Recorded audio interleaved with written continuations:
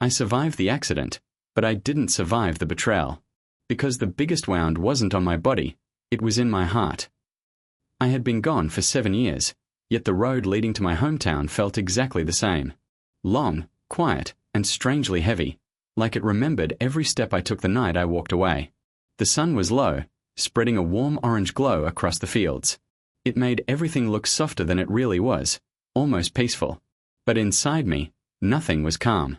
Dad's voice kept echoing in my head as I drove toward the old farm. "Your brother deserves it." Those 4 words had shaped the last 7 years of my life. The house, the company, the inheritance, all handed to my brother, Ethan, as if he were the only son worth believing in. And me.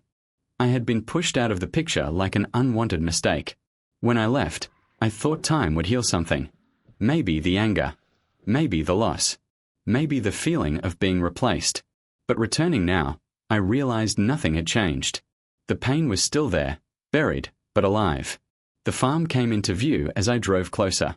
The once bright white farmhouse now looked pale and worn out. Paint chipped.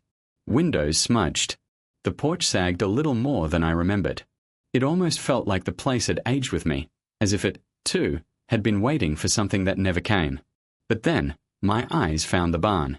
And the woman standing beside it. Maya. For a moment, I forgot how to breathe. She had her sleeves rolled up, hair loosely tied back, strands falling over her cheek. She was carrying a wooden crate, struggling a little, shifting it in her arms. The afternoon sun lit her face, highlighting the softness I remembered so well. She looked older, but not in a tired way, more like someone who had lived through things and survived them quietly. When she turned and saw my truck, her hand stopped moving. The crate nearly slipped from her fingers. I stepped out, my heart beating so loudly it echoed in my ears. Her lips parted slightly. "Daniel, you came back." Just 4 words, but her voice carried so much. Surprise. Fear. A hint of something like relief. And something else I couldn't name. I nodded slowly, unsure what to say first. Yeah. I had to. After everything that happened. A breeze moved between us, carrying the smell of hay, dust, and old memories. The same air we used to breathe together when life felt simpler. When we still believed in each other. Before everything fell apart. For a long moment, we just stared, both absorbing the reality of standing face to face again. I noticed small details about her, things I used to know without looking. The slight tremble in her hands when she was nervous. The way she pressed her lips together when she didn't know what to say. The gentle rise and fall of her shoulders as she tried to steady her breathing. "Maya," I finally whispered, her name feeling strange and familiar at the same time. She looked away first, placing the crate down as gently as she could, as if any sudden movement would break whatever fragile moment we were holding.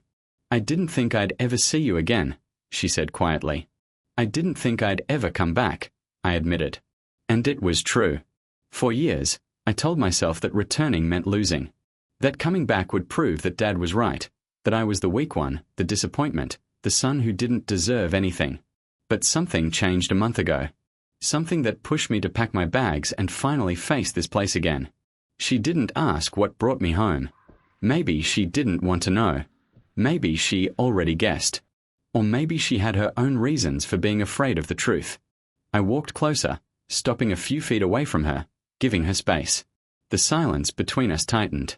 The memories of our last night together flashed through my mind, her crying quietly, me trying to hold myself together while Dad's words crushed every piece of me. I left without saying goodbye, without letting her explain, without asking her to come with me. It was the one regret that had followed me everywhere. "You look," I began, then stopped, unsure how to finish. Different. Stronger. Tired. Beautiful. None of those words felt right. Or maybe all of them were right. She saved me by speaking first. "You look like you've been through a lot." A small, sad smile touched her lips. It lasted only a second, but it was enough to twist something inside me. "Life happened," I said softly. "And now you're back." She said it like she was still trying to believe it. I nodded. "Yeah." She rubbed her arms with her hands, as if suddenly cold. The sun was warm, but she looked like she was standing in a shadow. "You shouldn't be here," she said in a low voice. "I know," I replied. But I needed to see this place again. And maybe see you. Her eyes lifted for a moment, just long enough for me to see the old emotion buried deep in them. Something familiar. Something she didn't want to feel again. "Daniel," she whispered, then stopped herself.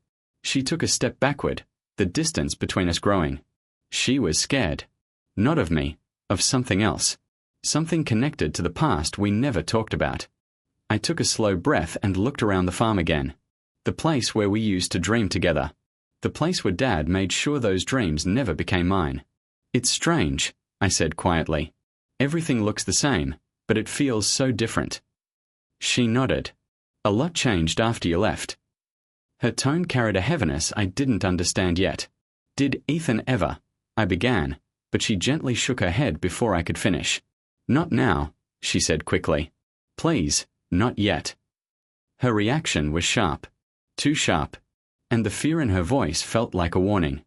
I wanted to ask what happened. Why she looked so tense. Why she acted as if my return had opened a door she had tried to keep shut for years. But I stayed quiet.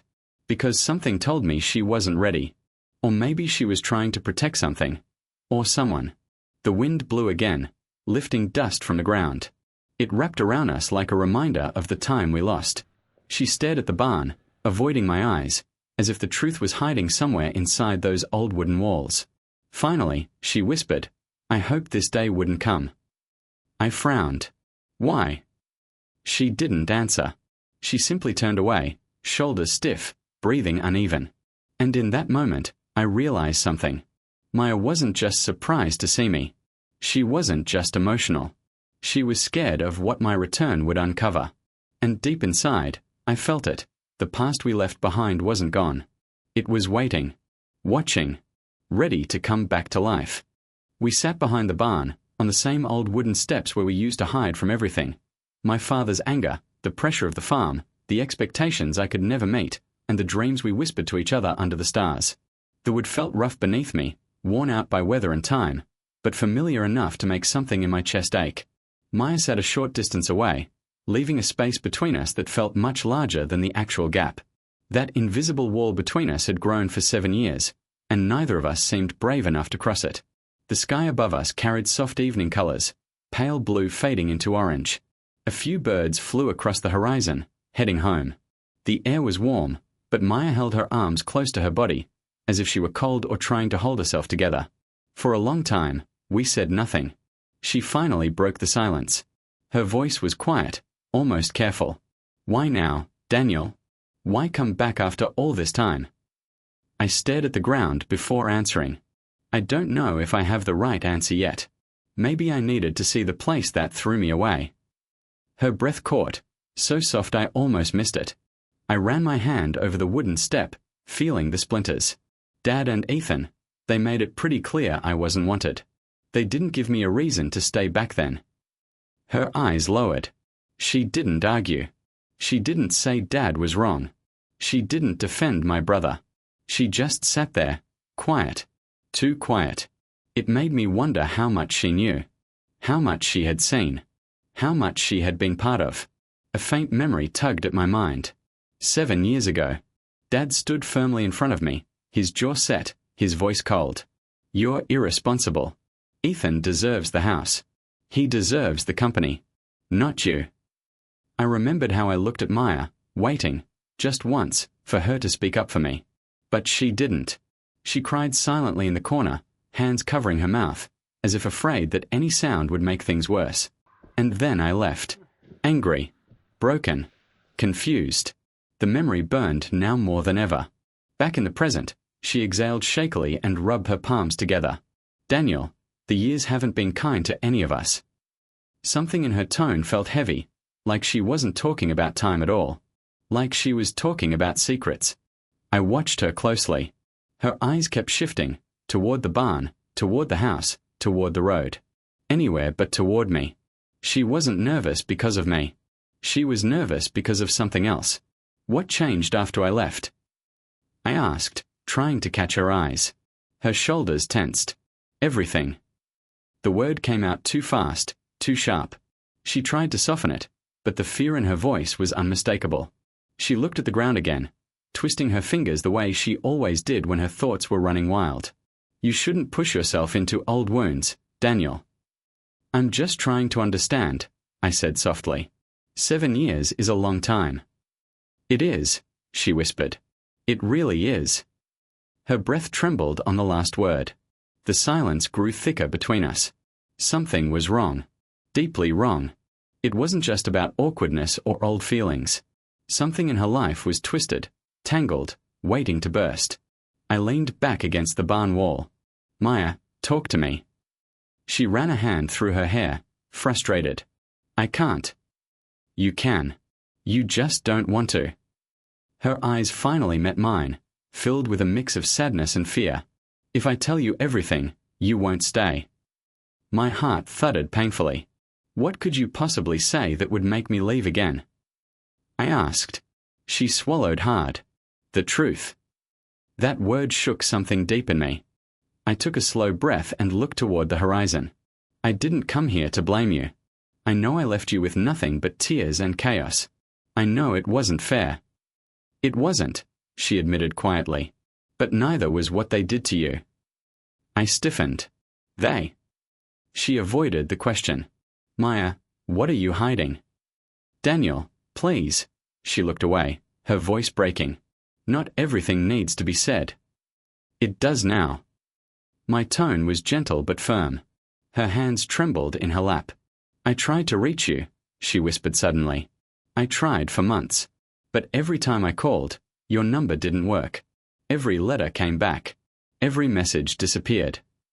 Her voice cracked. I thought you wanted nothing to do with me. My heart dropped. That wasn't true. I had never changed my number. I had never gotten any letter. I had never seen a message. I frowned, confused. Maya, why would I block you? You were the only person I... She shook her head. Don't finish that. Please. Her interruption was too quick. Too desperate. I leaned forward. Did someone tell you I didn't want to hear from you? She didn't speak, but her silence was an answer in itself. Dad. Ethan. The thought burned. I swallowed the anger rising in my throat and nodded slowly. So they kept us apart.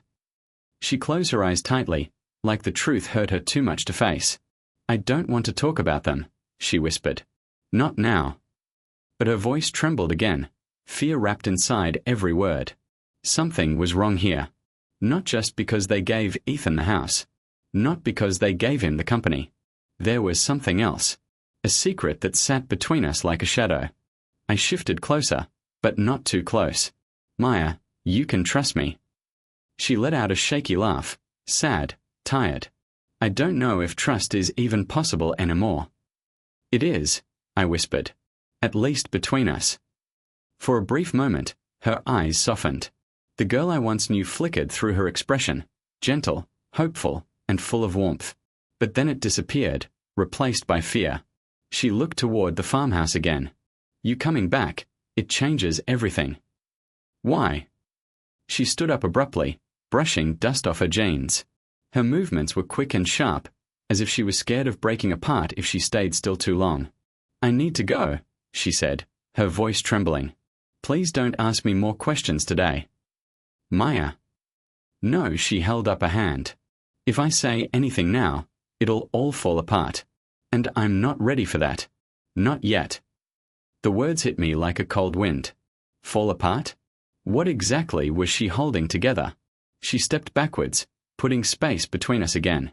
Tomorrow, maybe tomorrow we can talk.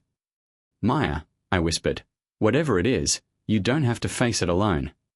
She closed her eyes for a moment, fighting tears. That's the problem, Daniel. I never was alone.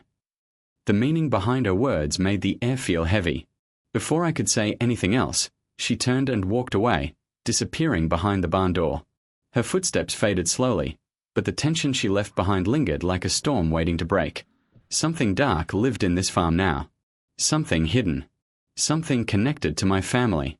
And to her. And for the first time since I returned, I felt the truth closing in. Maya wasn't scared because I came back. She was scared because she already knew what I would eventually find. The next evening felt different from the moment I stepped onto the farm. The air was heavier, almost tense, as if the land itself knew what was coming.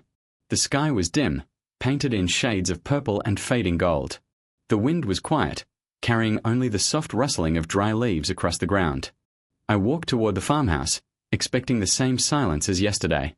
But instead, I saw a shape waiting near the door. Maya. She wasn't moving, just standing still, hands clenched at her sides. And there was a small figure beside her, a child, holding her hand. My steps slowed. The closer I walked, the clearer he became. A boy. Around 6, maybe 7. His hair was soft brown, falling slightly over his forehead. His eyes, deep brown, warm, familiar, stared at me with quiet curiosity. I froze. A shock ran through my entire body. He looked like me. Not just a little. Not just maybe. No, every line of his face, every detail of his expression. He was mine. Maya swallowed and whispered, barely audible, "Daniel, this is Liam." The name felt heavy, hitting me like a wave. Liam. A name I had never heard. For a son I had never met. My chest tightened painfully. I tried to breathe, but each breath felt sharp. I looked at her. "Maya, what?" Her voice cracked. "He's your son." The world around me stopped moving. The air stilled. My heartbeat thundered in my ears. Every thought I had collapsed into one simple truth. I had a child. A son. A life I was never told about. I knelt slowly, my movements trembling. "Hi. Liam." The boy's eyes brightened, and for a moment, something warm flickered across his face, like he recognized something in me, even if he didn't understand why. "Hi," he whispered. His voice was soft, shy, but it struck something deep inside me, something I didn't know I'd lost until it suddenly returned. I forced myself to stand, even though my knees were weak. I turned to Maya, searching her face for answers, for explanations, for anything that could make this moment hurt less. "Why?" My voice shook. "Why didn't you tell me?" Maya's eyes glistened with tears. She stepped aside slightly, letting Liam walk toward the porch to play with a small wooden truck. When he was far enough not to hear, she finally spoke. "I tried," she whispered. "Daniel, I swear to you, I tried." Her voice cracked on the last word. I stared at her, waiting. What happened? She wiped her tears with shaky fingers. "The night you left, I found out I was pregnant. I didn't even have time to tell you. Everything happened so fast. Your father yelling, Ethan pulling you away, and then you were gone." I felt something inside me sink. Pregnant. She had been pregnant that night. "Maya," I whispered, barely able to speak. She continued, her voice trembling. "The next morning, I went to your house. Your father opened the door. I told him I needed to talk to you, that it was important.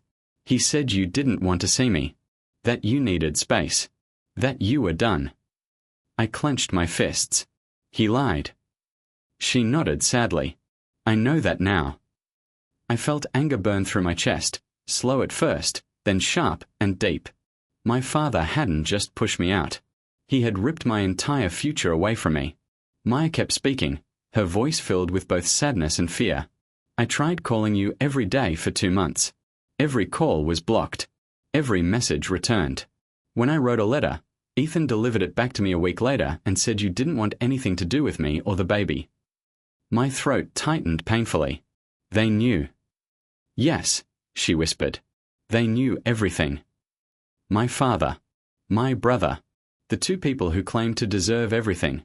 The house, the company, the power. They took my son. Stole my chance to be a father. Stole 7 years of a life that belonged to me. Why didn't you come find me?" I asked, softer than before. She looked away. Because when I finally realized they were lying, I had nothing. No money. No support. Just a newborn. And by then, your father had made it clear that if I caused any trouble, he would take him away from me. Her voice shook violently. I couldn't risk losing Liam. My anger softened. Her fear was real. Her pain was real. And she had carried all of it alone. I took a slow breath, trying to control my shaking hands. "Maya, you shouldn't have gone through this by yourself." She laughed bitterly. "I had no choice." Silence settled between us, thick, heavy, painful. She looked at me again, eyes filled with guilt. I didn't want you to find out like this.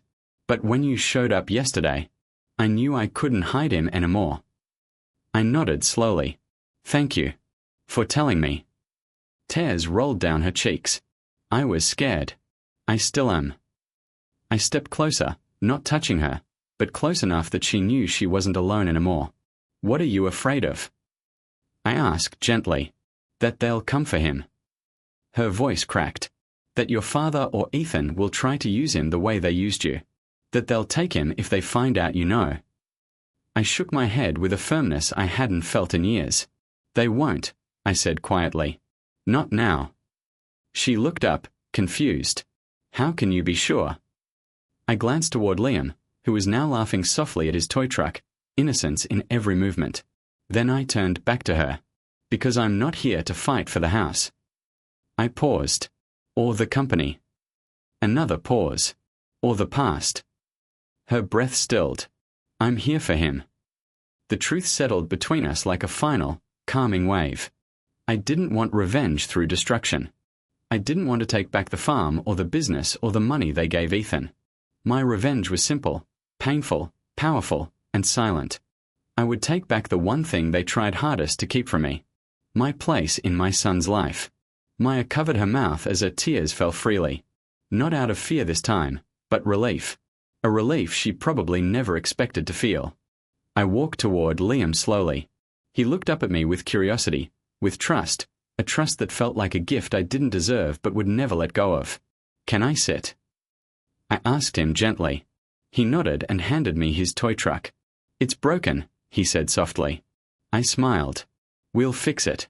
Together. His face lit up. Behind us, Maya watched with trembling hands and teary eyes. For the first time in 7 years, I felt whole. Not because I wanted revenge. Not because I wanted justice. But because I had something, someone, they couldn't steal anymore. I held the truck, looked at my son, then at the land my father once used to control everything. They thought I wouldn't return, I whispered. Maya nodded. They never expected you to. I smiled faintly, eyes fixed on the only future that mattered. They should have known, I said softly. I wasn't coming back for them. Final line. I came back for the only thing they couldn't steal, my son.